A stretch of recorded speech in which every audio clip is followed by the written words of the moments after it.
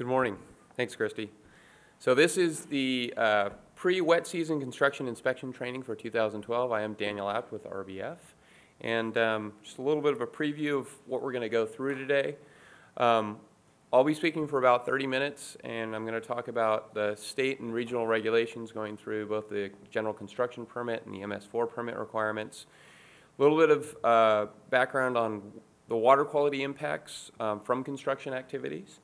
And then I'm going to go through the update that we recently made to the Orange County Construction Runoff Guidance Manual. We're going to take a quick 5-minute break, and then Scott Taylor is going to come up to give part 2. He's going to talk about construction stormwater inspections, what to be looking for, a little background on erosion and sediment control, and then we're going to do our interactive exercise that we hope you will all participate in. Then we'll do another quick 5-minute break, and then I'm going to get up and talk about small urban commercial sites and single-family construction sites and how they differ from the larger sites, and then we'll do another interactive exercise.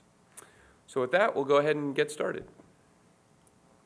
So part 1, regulations, impacts, and guidance.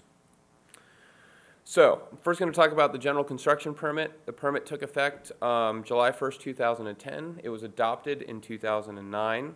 This permit covers sites greater than 1 acre, and although you have a variety of different construction sites within your jurisdictions that are less than 1 acre, this covers the sites that are above 1 acre. It is a risk-based permit, and that risk is based on sediment and receiving water. And there are specific training requirements that I'll go through in detail associated with this permit. The permit was recently amended in 2012 to remove the numeric effluent limits, or the NELs, and that effectively removed the receiving water monitoring as well. So the risk categories is based on, like I said, receiving water risk and sediment risk. So for sediment, your sediment risk, for low, you're at level 1, and that's a combination with a low receiving water risk and a low sediment risk. And for level 2, it's a medium or high sediment risk and a low receiving water risk.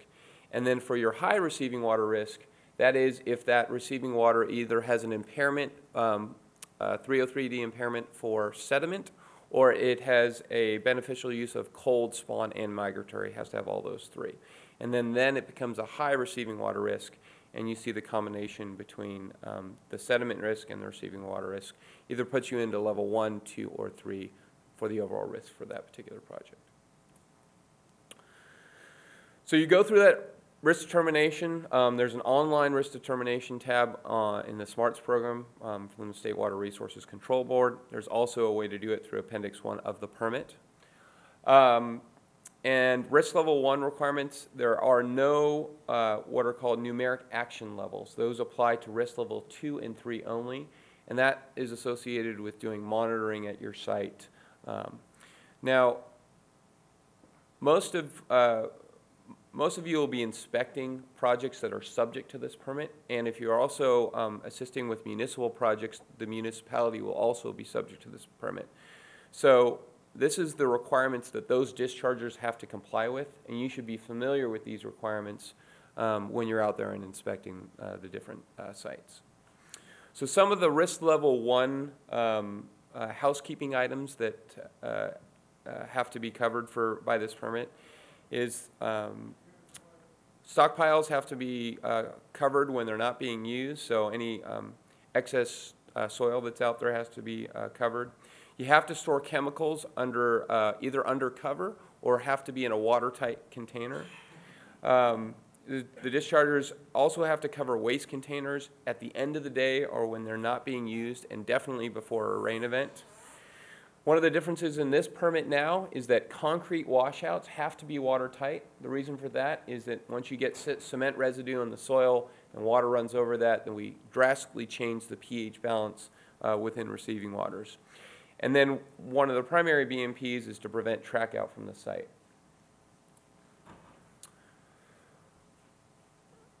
Other elements of risk level 1 is part of this permit, they're really trying to make sure that any erodible materials don't have the potential to get into receiving waters. And so dischargers have to discontinue application of those erodible landscape materials within 2 days prior to a forecasted rain event. This permit also effectively prohibits street washing, and what we mean by that is you can't just go out and hose down a street and all that sediment go down into the storm drain. So what you have to do is you have to go out and sweep those streets, and you can wash it, but you have to make sure that you collect all that wash water as well. Soil cover is required for inactive areas more than 14 days. So if there's an area that's not being worked on, you will have to cover that area. And then if a sediment basin is designed on these construction sites that you're out and inspecting, that sediment basin has to be designed per the CASCA guidelines and has to be designed by a public engineer or professional engineer. This permit has established a couple different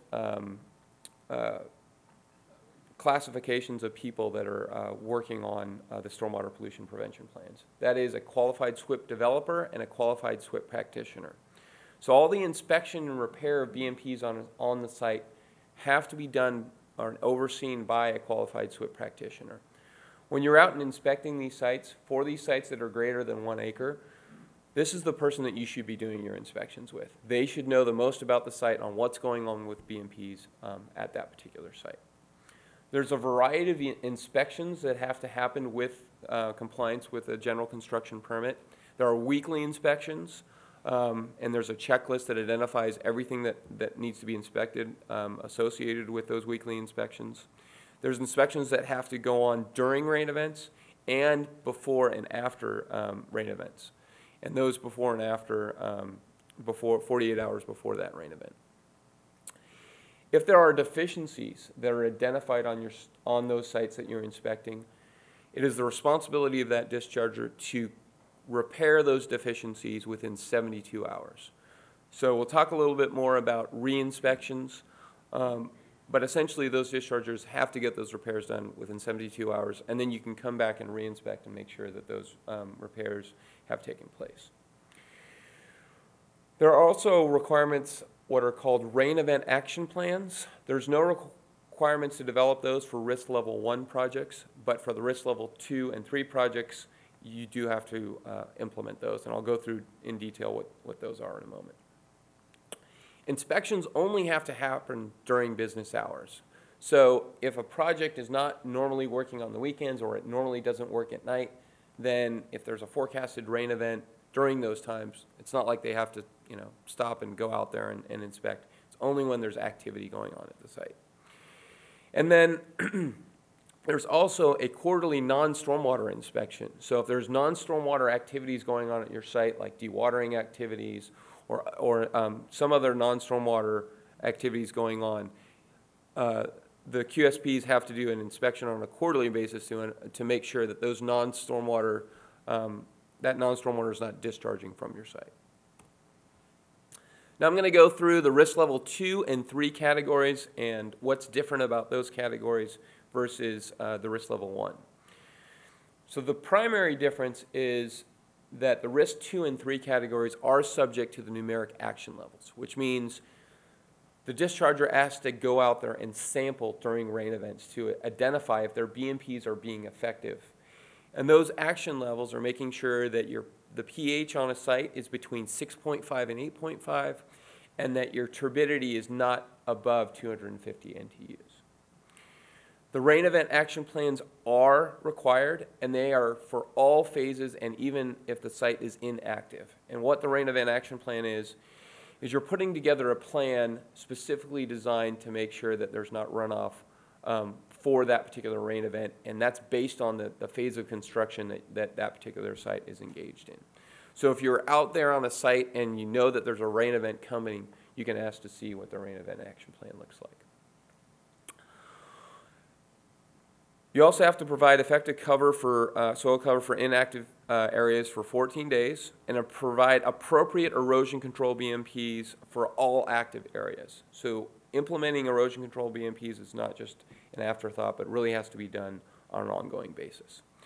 And then sediment controls have to be placed at the top and toe of slopes and the face of slopes to segment them, so you're essentially trying to segment them and slow down the water so we're not getting as much erosion off the sites. Some additional risk level 2 and 3 category requirements include limiting traffic to designated entrances and exits. So you want to make sure that vehicles aren't leaving the site at different areas where they could track off sediment, and really making sure that they're only going through these designated entrances and exits that have the proper controls placed in those areas. Inspection has to occur daily for track out. Now this is really critical, and I've seen the regional board give notice of violations for even just dust on a roadway. So this is critical that those dischargers are inspecting daily for that. The rain event action plans that I talked about before, they have to be developed 48 hours to any forecasted rain event that's going to have 0.5 inches or more of rainfall, and it has to be implemented on the site 24 hours prior to that rain event. The dischargers must also collect effluent samples. They have to collect 3 samples per day, and they're looking to collect samples for pH and turbidity. Those samples have to really characterize that particular construction site. So you're characterizing the entire disturbed area. You're looking to characterize all points of discharge that are discharging off that site.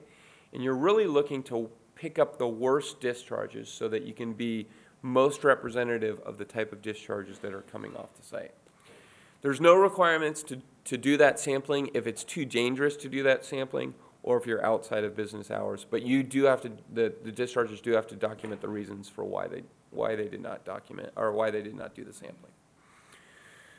If there are non-stormwater discharges that go off the site, those are other things that the discharger also has to sample. And there's also non-visible sampling requirements.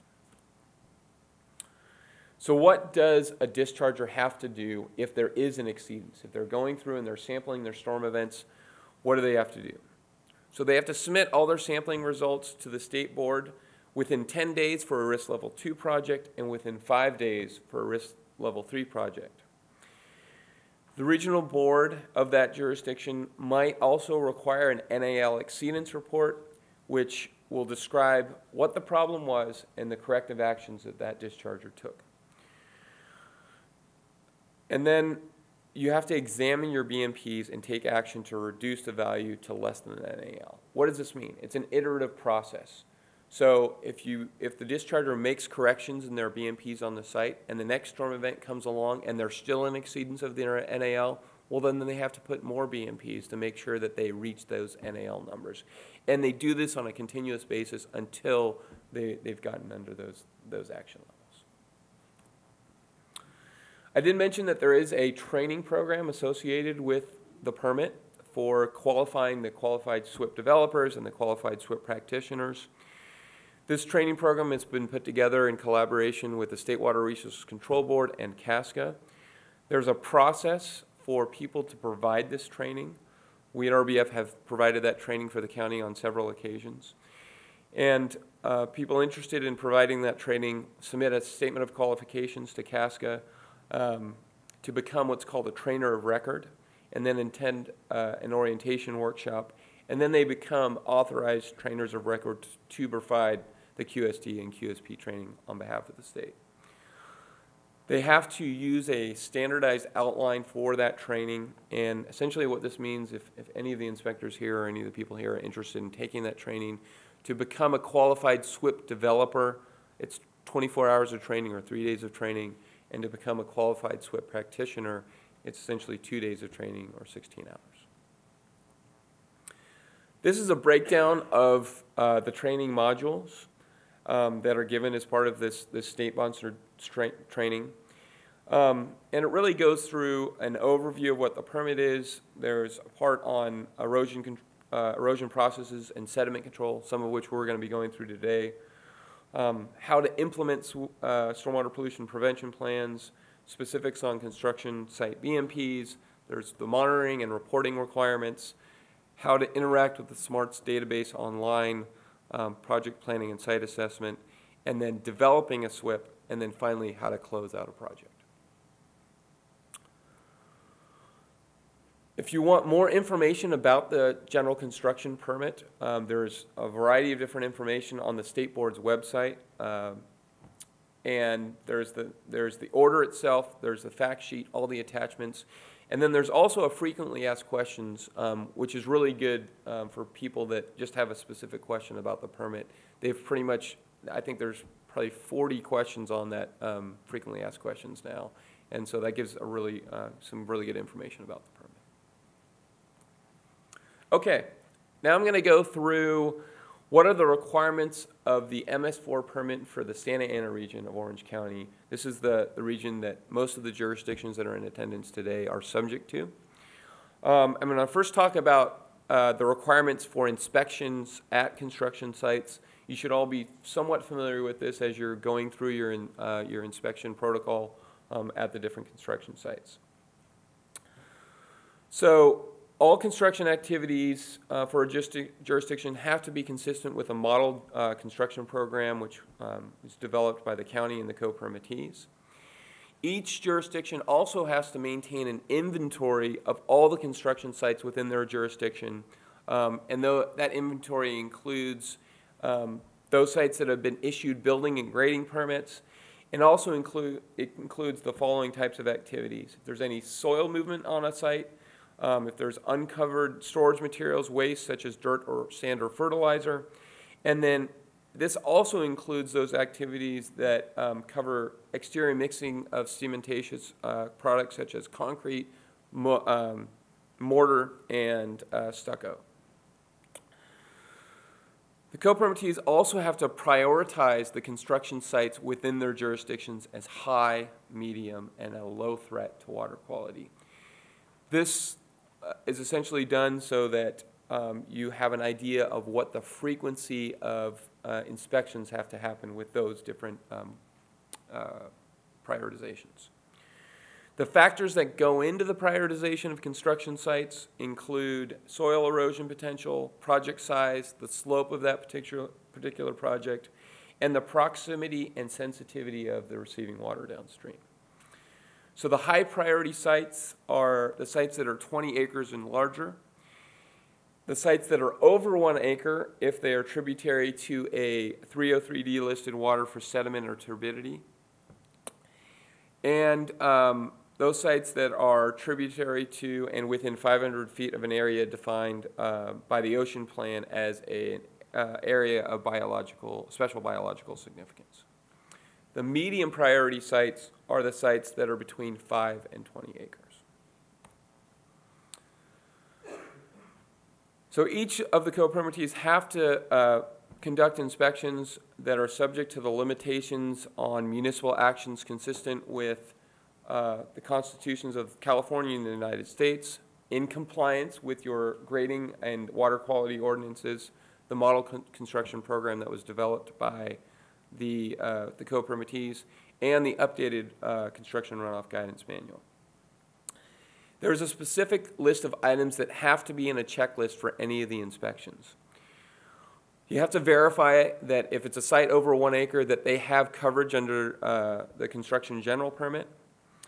You have to review either their stormwater pollution prevention plan or their erosion and sediment control plan. So they have to provide that to you, and you're supposed to review that as part of your inspection. You should be looking and do visual observations for non-stormwater discharges and any potential pollutant sources on site. So if there are construction materials that have the potential to get into the stormwater system, or there's non-stormwater activities that are ongoing at those particular sites. You also have to determine compliance not only with your ordinances within your jurisdiction, any applicable permits that are that particular construction site is subject to, water quality management plans, and the construction runoff guidance manual. And then you're also looking for the effectiveness of all the EMPs that are implemented on that site. So inspection frequencies, I mentioned this before. So for the dry season, and that's May 1st to September 30th, so we're coming up on the wet season now, your frequency has to be sufficient so that sediment and other pollutants are properly controlled on site and that there are no unauthorized stormwater discharges coming from that particular site.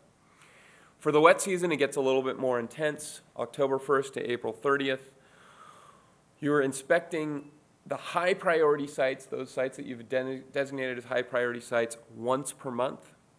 For the medium priority sites, you have to inspect them at least twice during the wet season. And then the low priority sites, you're inspecting them once per the wet season. When you go out and make these inspections and you deem that there are deficiencies with their BMPs, then you have to come back and inspect those sites once per week until those BMP deficiencies are corrected. So if you come back a week later and they're not done, well, guess what? You have to come back in another week. And that's a specific requirement in the MS4 permit. The permittees also have to establish a consistent enforcement program for those non-compliant sites. That enforcement is enforcement of your water quality and grading ordinances and any permits that the construction site is subject to. And this enforcement has to happen consistently over all the different sites that you're inspecting.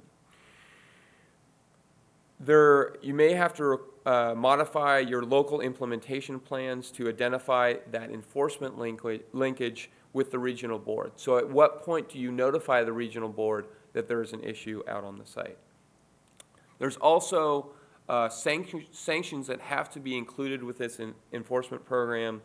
Obviously, you have the ability to provide a written enforcement order out at the time of inspection.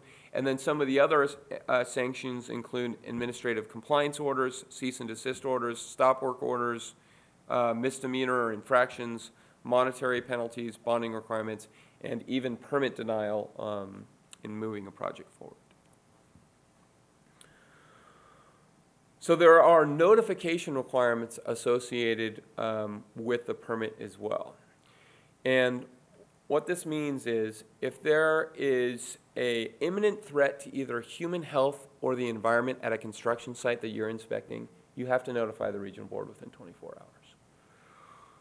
And then as a follow-up to that, you have to provide a written report to the regional board within 5 days that provides the details of the nature of that non-compliance, the corrective actions taken by that discharger, and any other relevant information that you feel is necessary to explain the situation.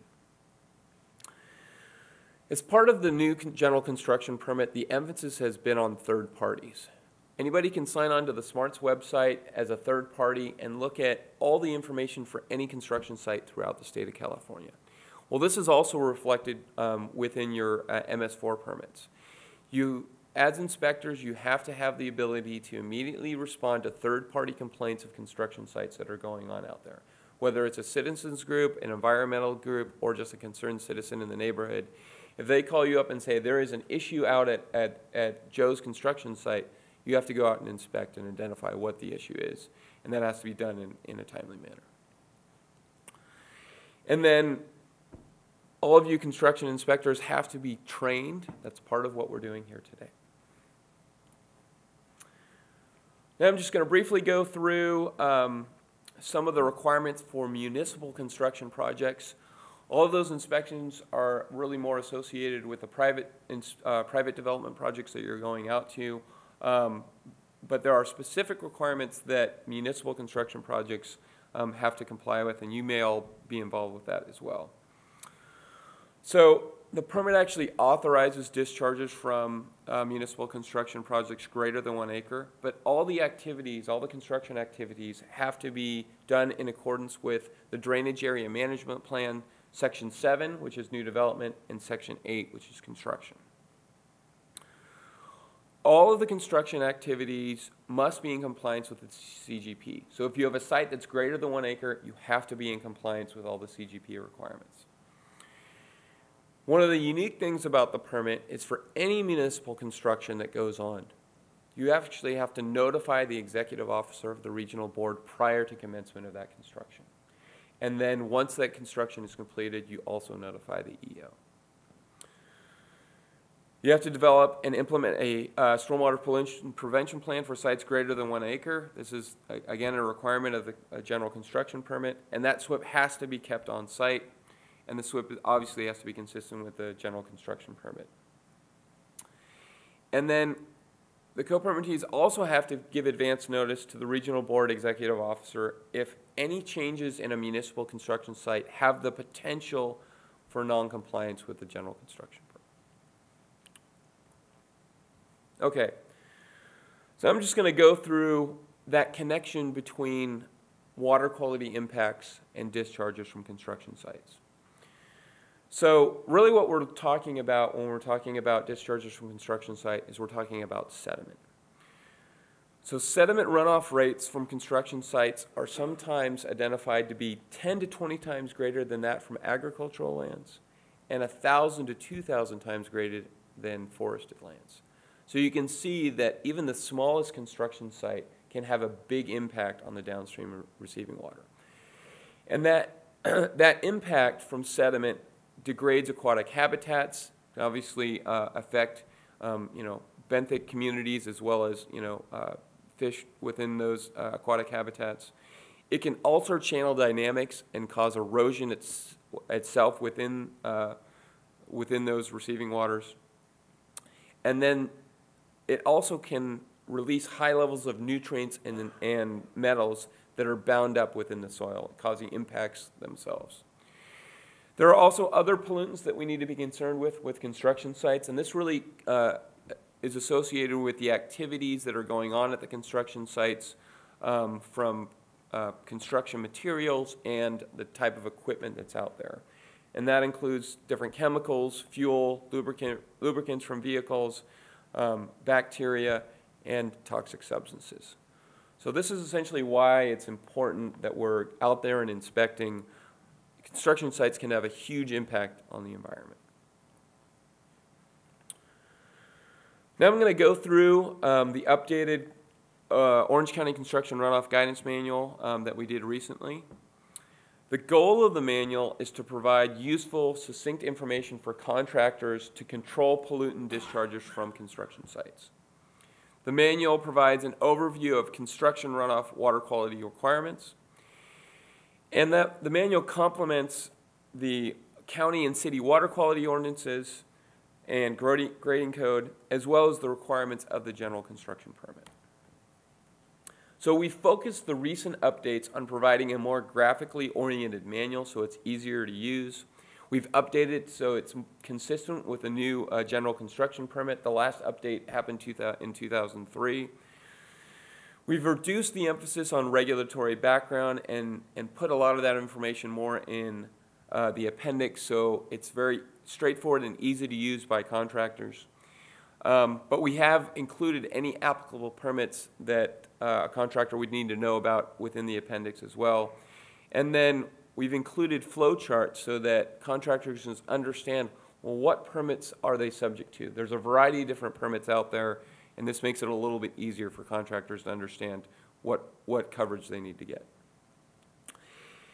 And then a few years back, RBF performed an erosion control field evaluation, and we've included the recommendations for that and integrated that into the manual as well. This is a brief overview of the table of contents of the manual. So an introduction and overview. We have project-specific requirements, and then the meat of the manual, which is the best management practices. For the project-specific requirements, we talk about the requirements from the CGP, the MS4 permits, which I've gone through today, and then there are permits for discharge to land, groundwater dewatering, and potable water that are all applicable to construction sites.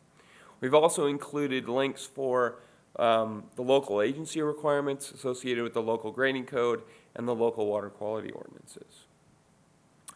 In the meat of the document, we've reorganized the best management practices section. We have an overview diagram of BMPs for construction sites. What are the minimum BMP requirements for each construction sites within your jurisdiction? We reference the CASCA BMP handbook, and then we go through and have a directory of BMPs and the details of how to implement those BMPs for all of the areas of construction.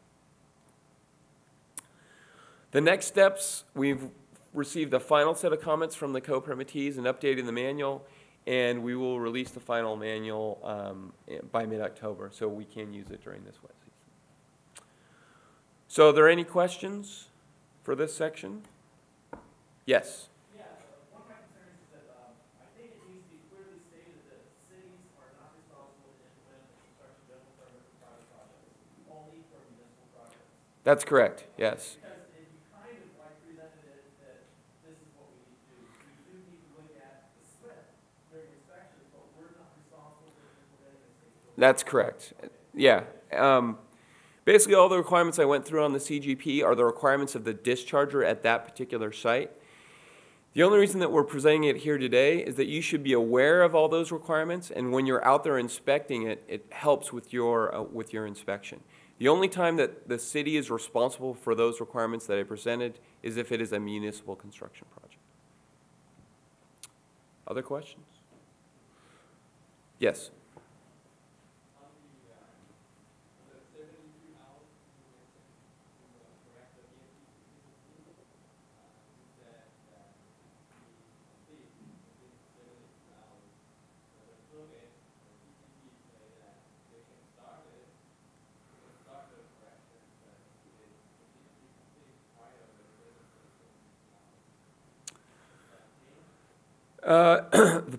The permit identifies that you have to complete those BMP corrections within 72 hours. So now within the MS4 permit, it talks about that you have to go out and inspect to make sure that they've completed it within a week. So depending upon the regional board inspector that goes out there, they may provide some leniency, but it really is up to, once there's an NAL exceedance and there's an issue at a construction site, that construction site needs to affect those controls or the changes within 72 hours.